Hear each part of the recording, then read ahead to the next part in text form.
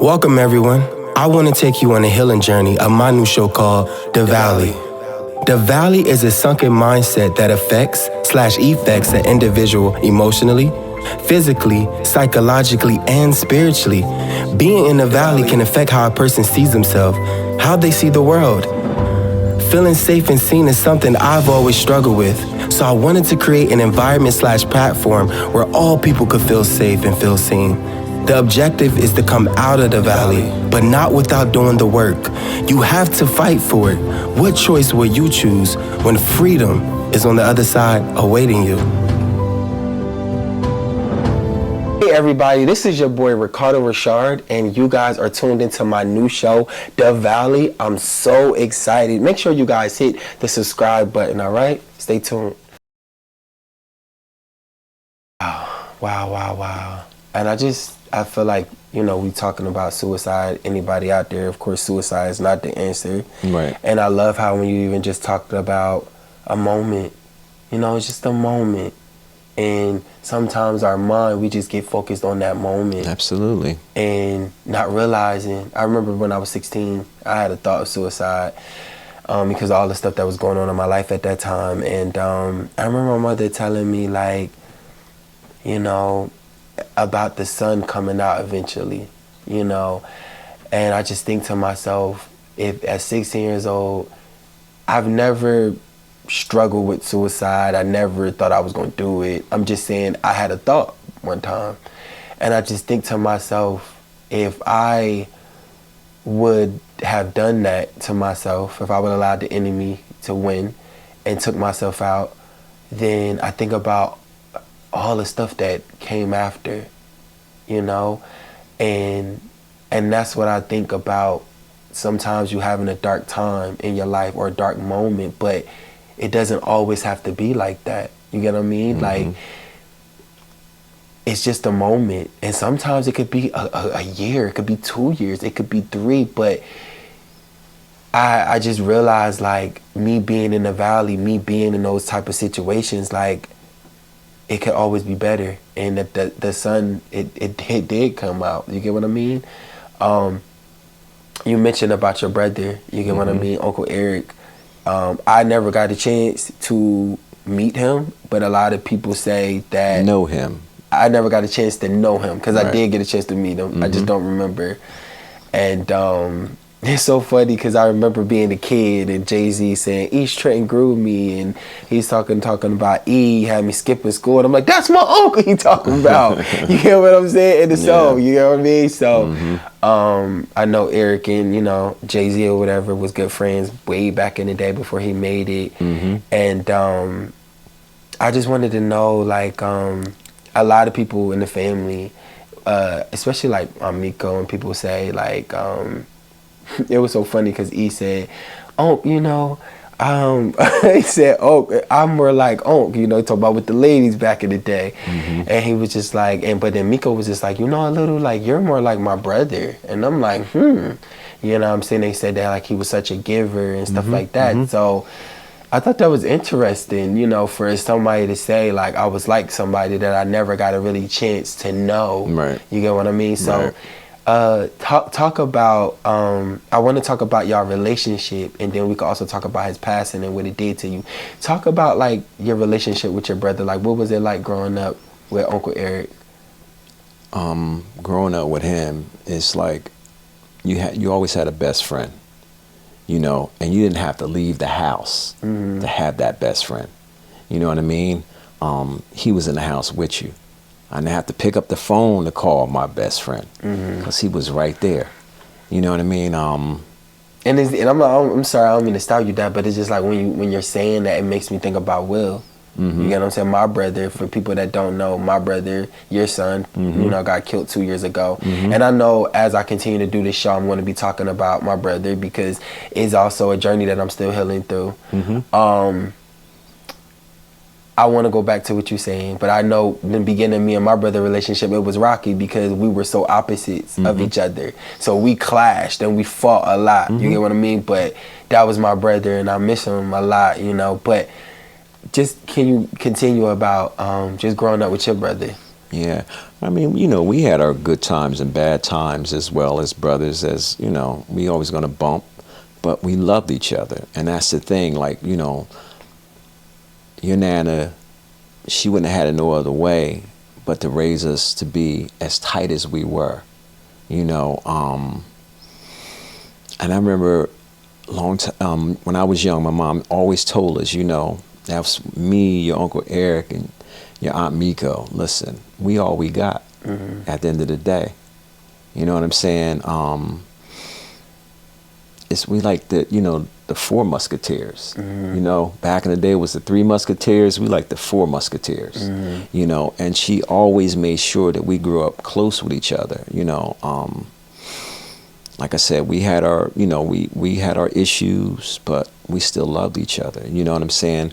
It wasn't nothing I wouldn't do for him. It wasn't nothing he wouldn't do for me. We just that's just the way we grew up. We just always looked out for each other, you know. That's why I said, you know, when that happened to him, it's like almost like what I'm going to do. You know what I'm saying? I mean, I lost the closest person to me that I can ever think about.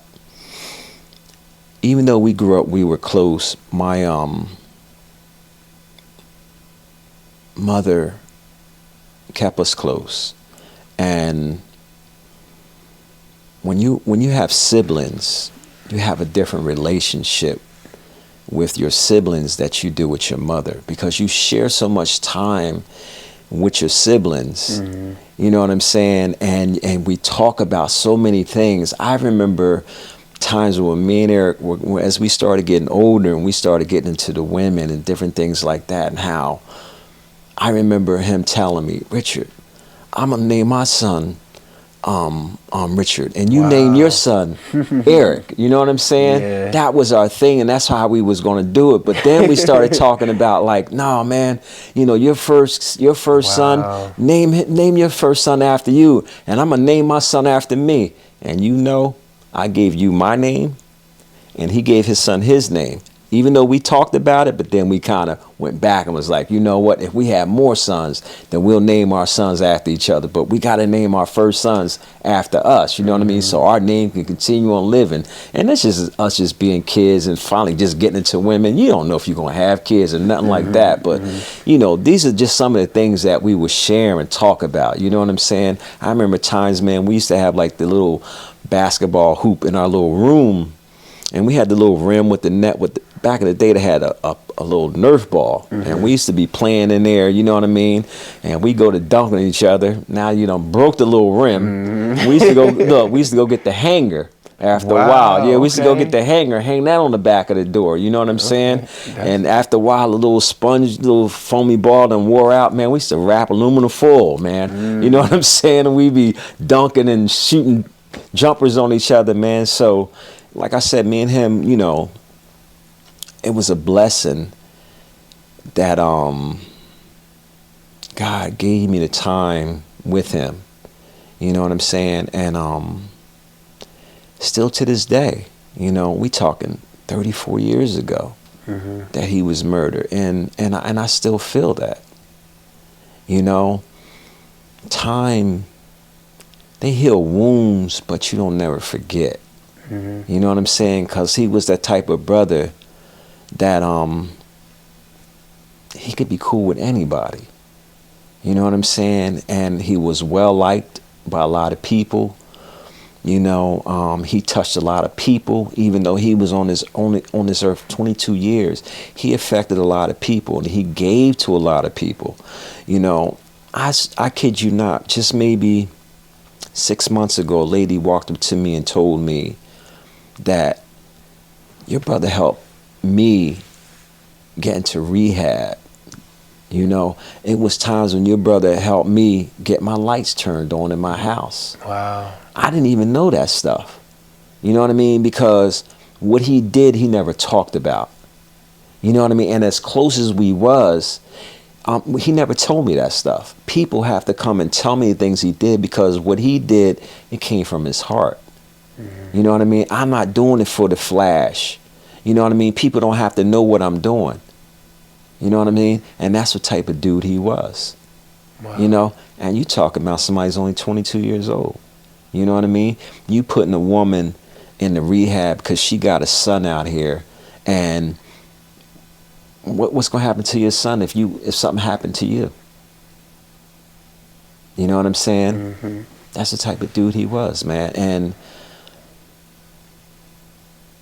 he's a missed brother. I can tell you that right now, still to this day. And like I said, we talking 34 years later. You know what I mean? And I still think about him a lot. You know what I'm saying?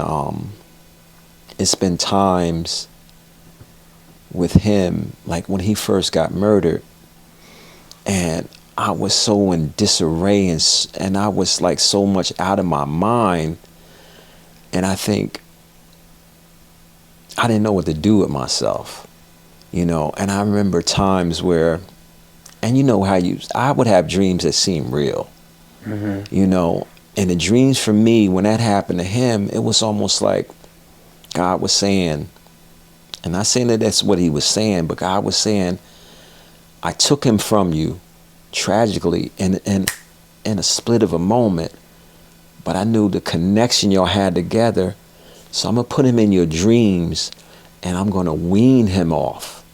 You know what I'm saying? And that's how I was feeling, because even in the dreams that I would have about him, you know, my brother got shot in his head, and he would always come to me in his dreams with like a bandage on his head. And I'm like, dude, what are you doing? You know what I mean? It's like, you know in your heart that he's not here, but you know, and like, how could you be here? You know what I'm saying?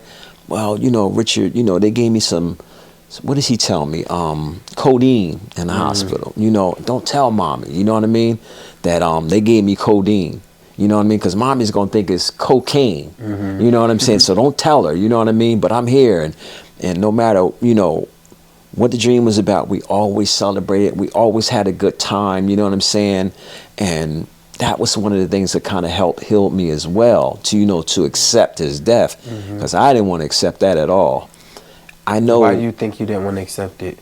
Why did I want to accept it? I think because for me, and I'm not saying my family was no different or no better from nobody else's family, like, that don't happen to us. You know what I'm saying? We don't lose a family member through death. And we've had plenty of deaths in our family, but back during those times, my family, like my dad, he OD'd. You know what I'm saying? I had an aunt who OD'd. They were on drugs and stuff like that. It was never like somebody came and took a family member. You know what I'm saying? Family members died because of illness or something like that. But you're talking about a family that somebody came and took my brother away from me. You know what I'm saying? By murder. And I'm like, that just don't happen to us. We read about this stuff every day in the newspaper. You see it on the news all the time. That don't happen to us. And that's the way that I was feeling at that time. But why can't it happen to us? You know what I mean? It happens every day to other families. Why can't it happen to our family? But at that time, I'm like, I couldn't accept that. I just could not accept that. Wow. You know? So I think for me, the dreams helped me to kind of wean off of him. You know what I'm saying? Because he was taken just like that. And like I told you before, we had just got finished talking. We must have spent an hour prior to him getting murdered talking, just because that's what we did all the time, you know. And less than 30 minutes later, somebody running up to me and telling me, Richard, your brother got shot. And he kept on just pointing at his head. Your brother got shot in his head. I'm like, wait a minute. I just got finished talking to this dude. In less than 30 minutes, you gone? You know what I'm saying? So that's why it was hard for me to accept that, because we just got finished talking less than 30 minutes ago and had a nice, long, good conversation. And I remember the conversation like it was yesterday. And I'm telling him, go home. You know, your son is home. And I remember him telling me that him and the girl wasn't getting along. And I said, listen, no matter what you and that female is going through, Your kid was only, what, 5-6 months at that time. He needs you. Yeah. Despite of whatever's going on between y'all, you still got to be there home for your child. Right. Yeah, I would have loved to got to know Uncle E. Yeah, man. When I think about Uncle E, I think about, like I was saying about Will. And I was having this idea, I wanted to, we'll see how it goes. I wanted to have his wife on, eventually, and talk to her just about, where she at right now. You get what I'm saying? With the whole situation. How did you, I would say I know how I felt, again, for those that don't know, whatever, my brother was murdered July the 19th. I remember just sitting at the table, and I had just got finished writing my book. That's, by the time this aired, it'll be out. Trauma Heal People. The work is in the healing. Hey everyone, I'm so excited to announce to you all that my first book, Trauma Healed People, The Work is in the Healing, is available right now on barnesandnobles.com and amazon.com. Go get you a copy now. What are you waiting for? And I was done, so I was going from a high, excited. And I remember somebody called me, I think it was Jamel, and they was just saying, he said, Will or whatever, they said Will got shot. So I was just thinking oh, okay, he into that life, so he was, he got shot or shot at, or, I'm thinking, all right, cool. And he was just no, they're saying that he's dead. And I just remember being wait, what? I just, in my mind at the time, I'm there's no way, God, you gonna allow my brother to die. Right. Because I was praying for my brother before he got killed. I was praying for his salvation. I've been praying for him a long time, Mm-hmm. And I was just no, it's just no way. And I remember picking up the phone, and I remember calling you. And what's so crazy about that day was, some people say that, well, I'm not going to reach out to people because they don't reach out to me, right? Some people feel like that. Oh, I'm not reaching out with people because they don't reach out to me. And I remember reading this book by Michelle Williams called Checking In. Mm-hmm. And I remember feeling if she was just talking about going through disease, bipolar and all these other things, and about how important it is to check in on people because you never know what people are going through. Right. So I remember making it a point last year where I was I'm going to start just checking in with people. You get what I mean? Just checking in. And I remember that morning, at 8 something in the morning, and this is why God, I feel it's so good, because not just because of this reason, but he's good because I just remember feeling I remember not responding to my best friend when he died, and I remember what that did to me. And of course I'll talk about this on this journey, because this valley, to me, this show is also a really big thing on healing. So I feel I'm on a lifelong healing process. I don't feel it's one day and I have a pill and I'm healed. I feel my viewers are going to go through this journey with me through, my guests. I'm on this journey of healing, and I want to help heal, the world. Mm-hmm. But I have to start with myself. You get what I mean?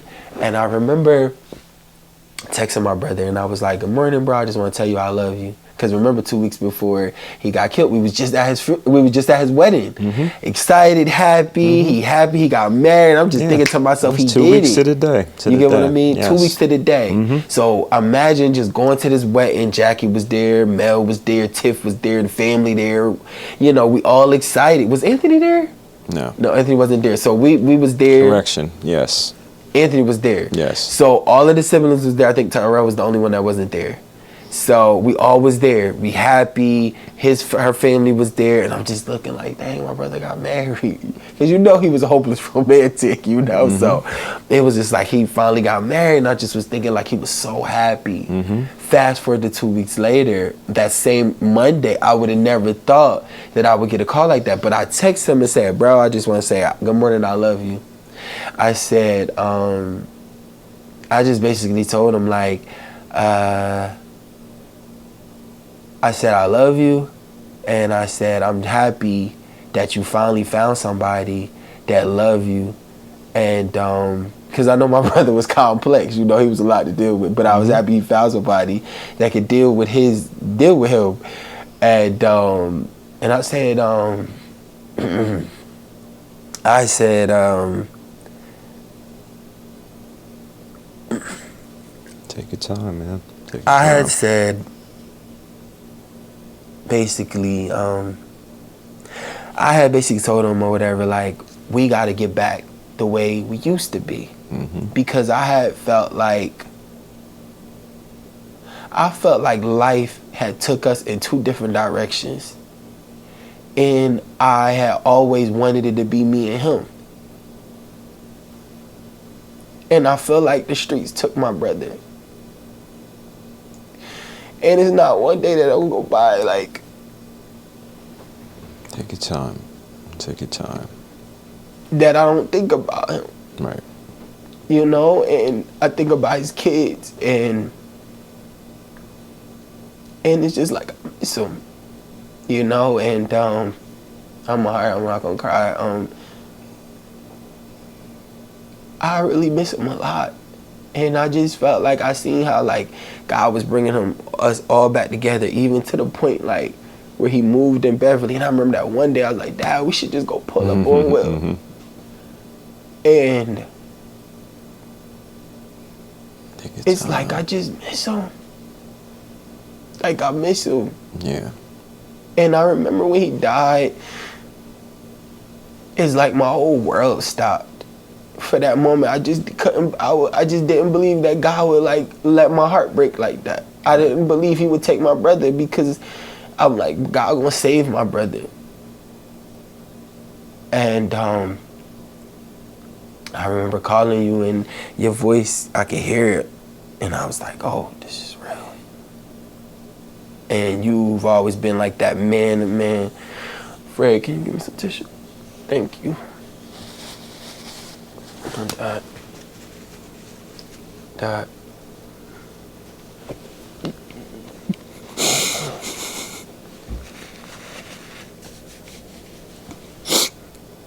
Take the tissue. I'm sorry.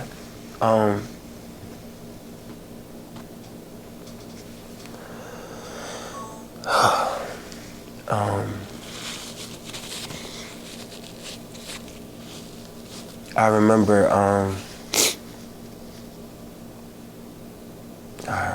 Lord, whew, this is tough. This is hard. We still good? All right. I didn't realize how tough this gonna be. Thank you, Fred. I just remember hearing the crackling in your voice, and I just remember, you always been and always still is like a man's man. So when I heard that, it's only a couple of times I ever saw you cry or heard you cry. So when I heard that in your voice, I knew that this was real. You know? And I remember, you know, I got on the phone with Miko, and Miko was just like, they say he passed, and I was literally gasping for air to breathe. I went through a lot of emotions, not knowing, should I be angry with God? If I had the right to be angry. I remember calling my pastor, and she was just telling me, like, God can handle it. Tell him how you feel. And I felt somber. I felt numb. I felt hurt. I felt like I was gonna be okay. And then as time kept going, you know, it would get hard, it would be okay, it would go up, it would go down, and now here I am 2 years later with no answers. And I told you before, I literally pray for his killer, because I don't want anybody to go through what I went through with losing my brother. So I pray for them, that God protect them, because nobody wins when we're just killing each other. And I know that had to be God, because I don't care how nice somebody think I am, that wouldn't be something that I would want to do. but I knew that it was God. So I started praying for him. God protect him. God give him peace. God strengthen him. Even when this person shattered my whole world, God bless him. You get what I mean? Because the scripture tells us to pray for our enemies. Right. And that is one thing, to read the Bible. It's another thing to really live that thing. So when I started feeling in my heart to pray for somebody who I felt like took life from me, I'm like, but I didn't question it. I just did it. And I knew that wasn't my own merit, because I knew that wasn't something I wanted to do, but I did it gracefully. And I know that God has kept me, because I could have spiraled.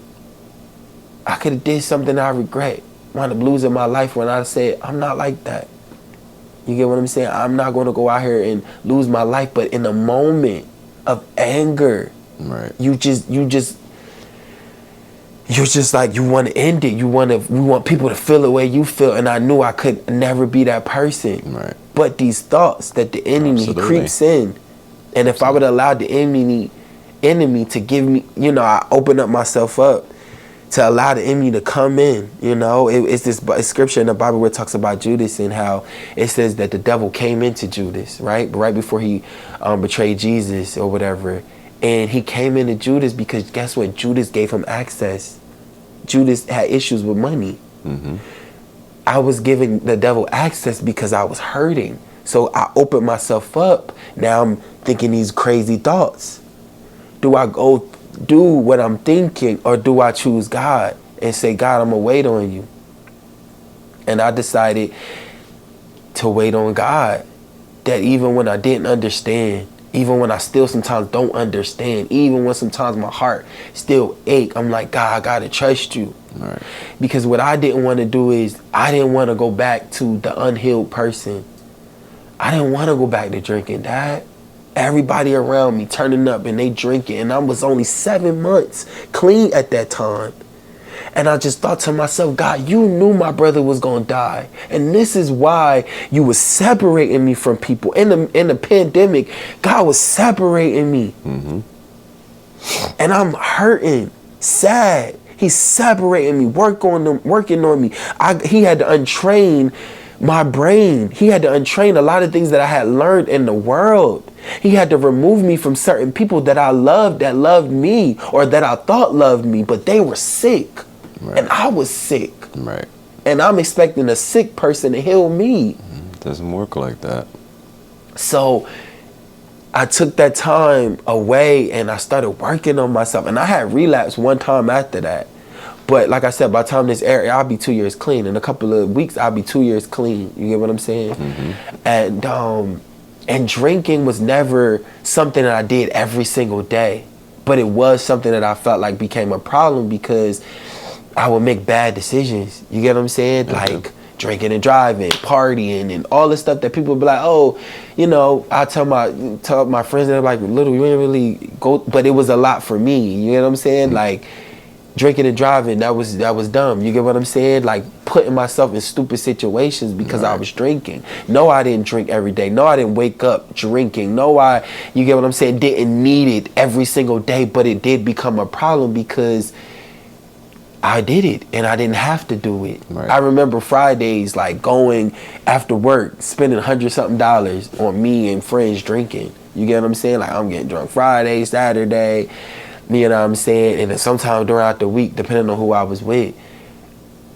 But I felt empty, And I wanted to go back to my brother and also say, for the people that's watching, like, you don't have to allow, like, when a person dies, you don't have to die with them. It's going to be a process. It's going to take time.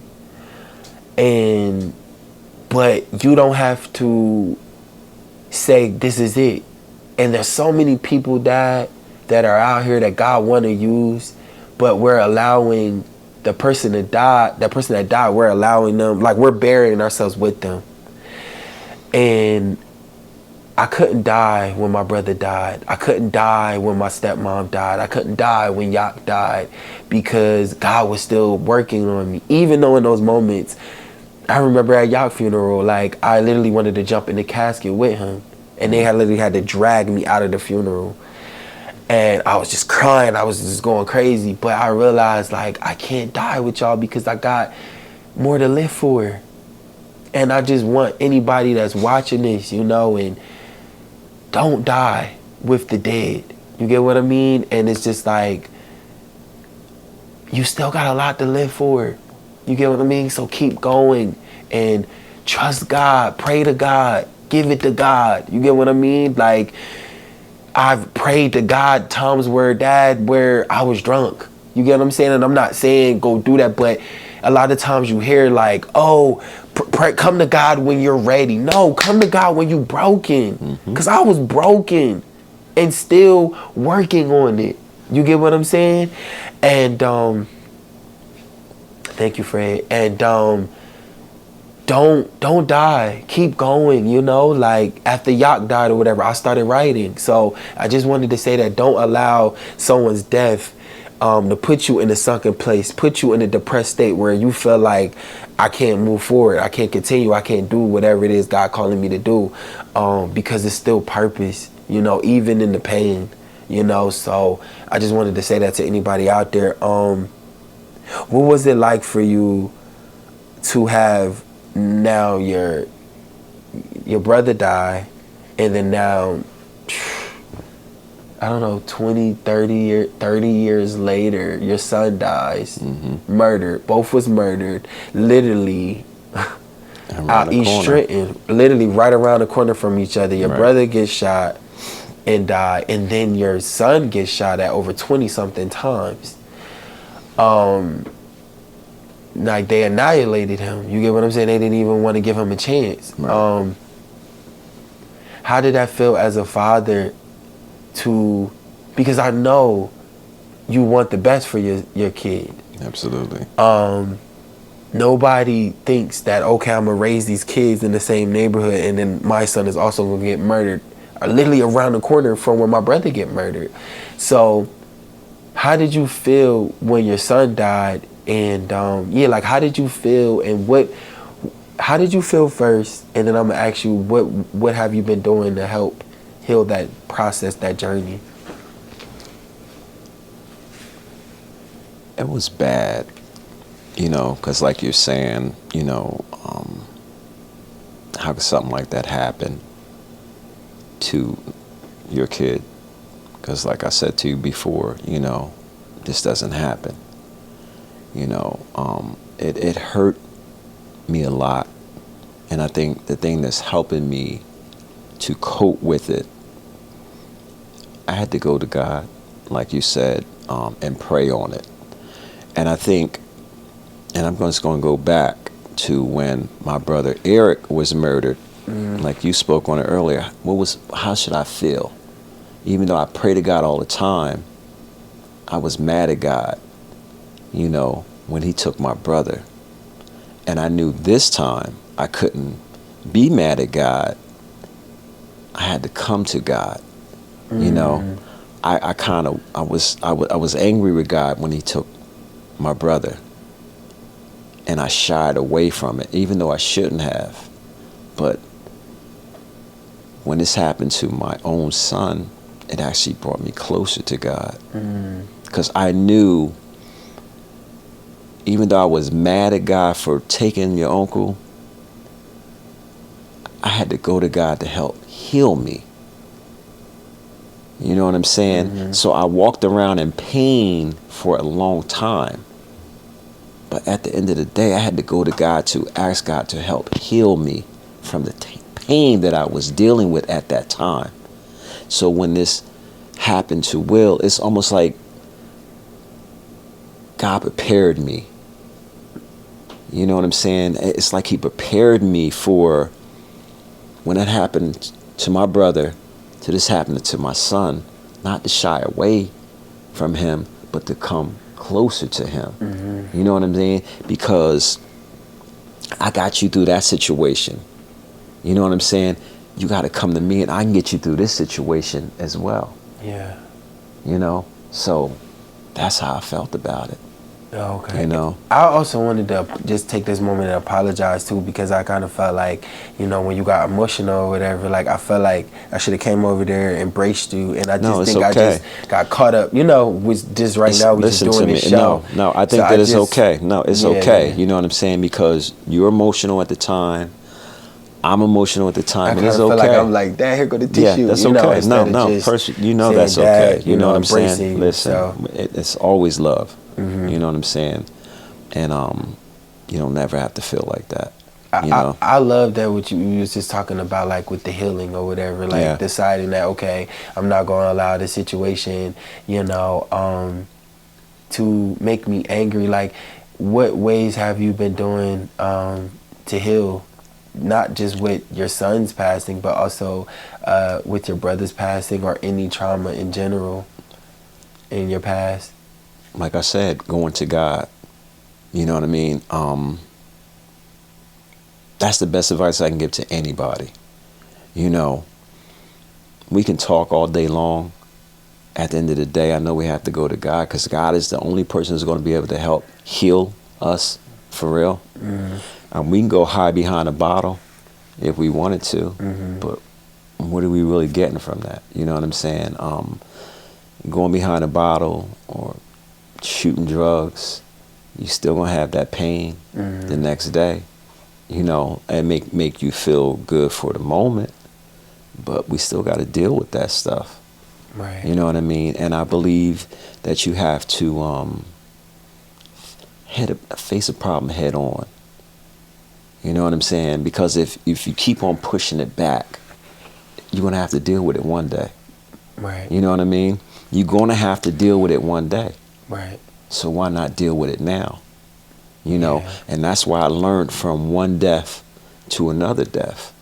You know, when I wasn't going to God when Eric passed away, because I was mad at him, all it was doing was prolonging my pain. Mm-hmm. You know what I'm saying? But when I went to God, when this happened to Will, it helped me deal with it. You know what I'm saying? I wasn't angry. I wouldn't shy away. Like I said, it made me go to him because I really need you. Not saying I don't need you any other day, but I really need you on this one, God. Because now you done took my son. You know what I'm saying? And that, no parent wants to bury their child. And I just wanted to say, to add on, like, you was with Will to the very end. Yeah. Even when I remember where you wanted to go see Will at the police station, and they already had him, I think, in a bag or something, and they had said to you, you don't want to see your son like that. Right, exactly. You get what I mean? Because they done shot at him so many times, the way his body was. Yeah.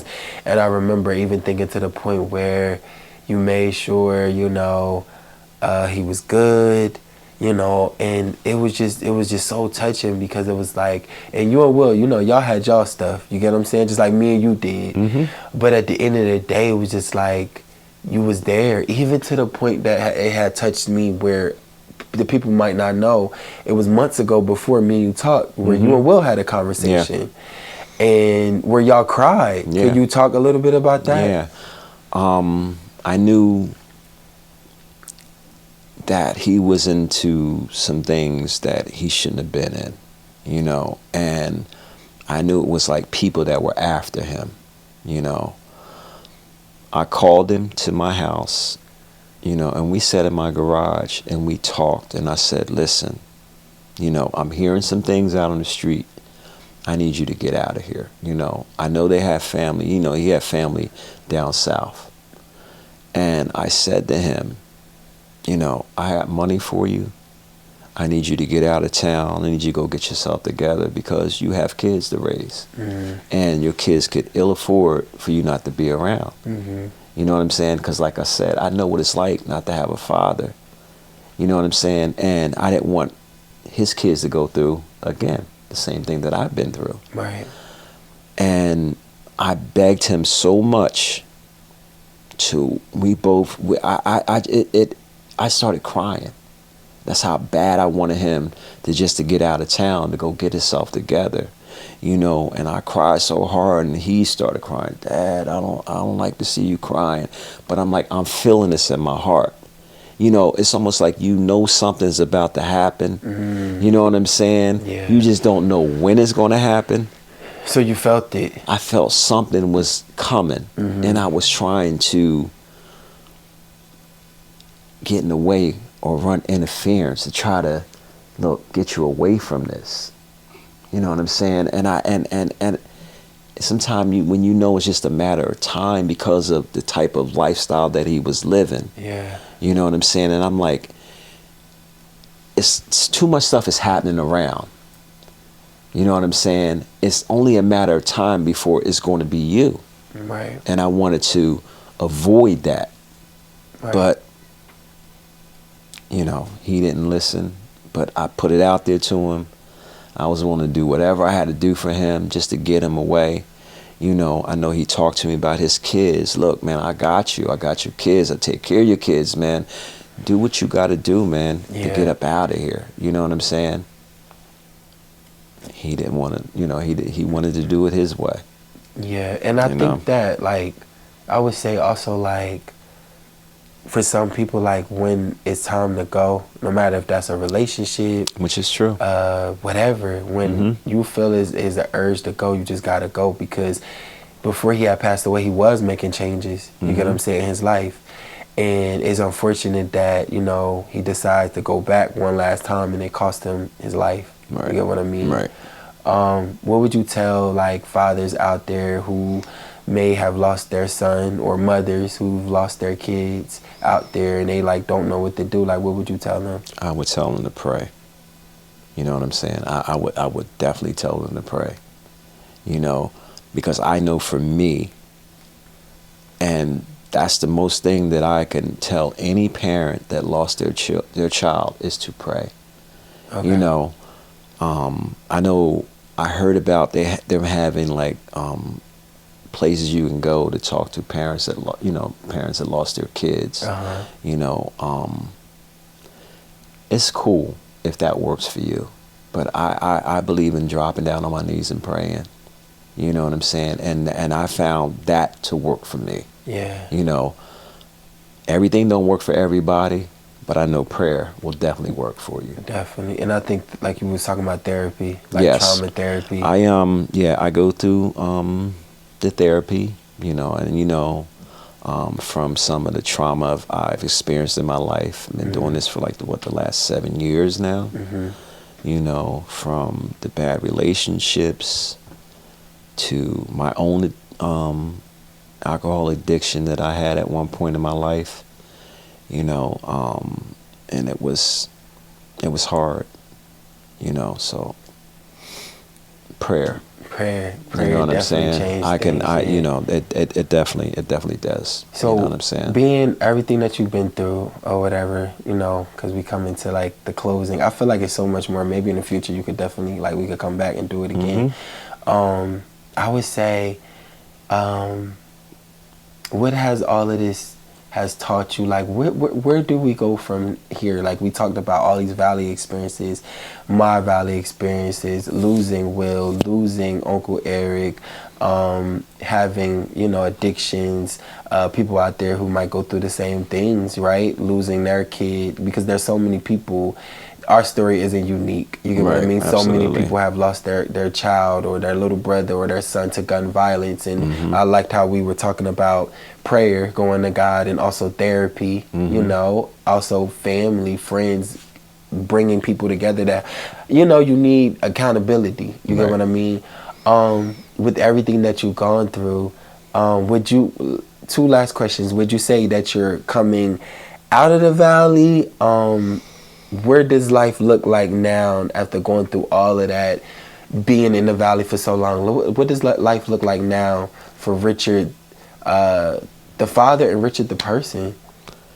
I think for Richard as the father, because it was a struggle as being a young father, you know, and it was hard, you know, because there's a lot of struggle, a lot of sacrifice, you know. They always say have your kids when you're more financially stable, you know what I mean? When you have more patience. You know what I mean? Because sometimes being young parents, things are harder. You know what I mean? Especially when you have multiple kids. You know, we grew up in a house, as you know, with yourself and the rest of your brothers, where it was hard. You know what I mean? Because everybody wasn't always going to get what they wanted. You know what I'm saying? So people were, some kids may have gotten shorted. You know what I'm saying? But as time go on, you know what I mean, we become better parents. You know what I mean? When you're that first time parent, like especially for me, I was young, and I'm out here trying to raise you and, trying to do right and trying to figure it out. Yeah. You know what I mean? It was hard because I didn't know what I was doing. I was just trying to do the best that I could do. You know what I mean? Didn't always get it right, but I tried. Where do you see yourself now, like as far as like just, or you feel like you came out of the valley? Like where do you see yourself as just working on Richard? Like where do you see yourself now? I think I'm gonna be probably climbing for the rest of my life. You know what I mean? Because what does coming out of the valley look like? Because I don't know what that look like. You know what I'm saying? So I think that I'm going to be climbing for the rest of my life, and just trying to be the best person that I can be. You know what I'm saying? When I pray that I can be the best husband to my wife, the best father to my kids, the best grandfather I can be to my kids. And these are like my daily prayers that I say every day. I know I made mistakes with my kids growing up. You know what I mean? And I've come to you and apologized to you for some of the mistakes I've made, but I was young and I'm trying to figure it out, man, because who taught me? You know what I'm saying? I grew up with a mother, and a mother affection for their kids is different from a father's affection from their kids, from what I was told, because nobody taught me how to be affectionate to my kids. You know what I mean? Right. I knew how to love my kids. I just didn't always know how to tell my kids I love them, but I try to show them I love them. You know what I'm saying? And like I said, I made mistakes, so I'm trying not to make the same mistakes that I made back then. And I love that. So I want to say this because I know we doing time down. Thank everybody for being patient with me, my first one. I want to say two things. I want to say one thing. On my show or whatever, I like to do something called hill work. I would, like I said, in our relationship, I would love for us maybe once a month for us to go take a walk in the park and just catch up and, just working on our relationship still, because it's no perfect relationship. It's Absolutely. constant work. You get what I mean? So I feel like as father and son, we have to put that time in to say, listen, I'm imperfect, you imperfect, let's work on it together. I would love also like for you to write a couple of letters, maybe even to the father that you desire to be, or maybe it's things that you might have wanted to say to your son, your father, you get what I mean? And maybe the 7-year-old self, the 19-year-old self when your brother died, you get what I mean? Like write a letter to 20-year-old Richard, you get what I mean? And the thing I want to say is, again, outside of God, you the best thing that ever happened to me. I pray all the time, and Frederica know this too. I'm like, and I know you just be like, it's timing, and I don't want to be a stumbling block, or I don't want to shove Jesus down your throat. But I know for me, like once I leave this earth or whatever, like my desire is to be with God, and I can't see a life leaving this earth without you. And I know when I leave this earth, I want to spend eternity with you and my mom and, my brothers and sisters. But I know the only way we do that is when we live for Jesus. We accept him into our hearts. We forgive, constantly forgiving, because we're constantly going to be offended. Where we lay down our life for him, like he laid down his life for us. So that's something that I know God. I know you talk to God, but I know that God wants more from you, going into this next season. He wants more from you. And my prayer is that when you do finally make that decision, I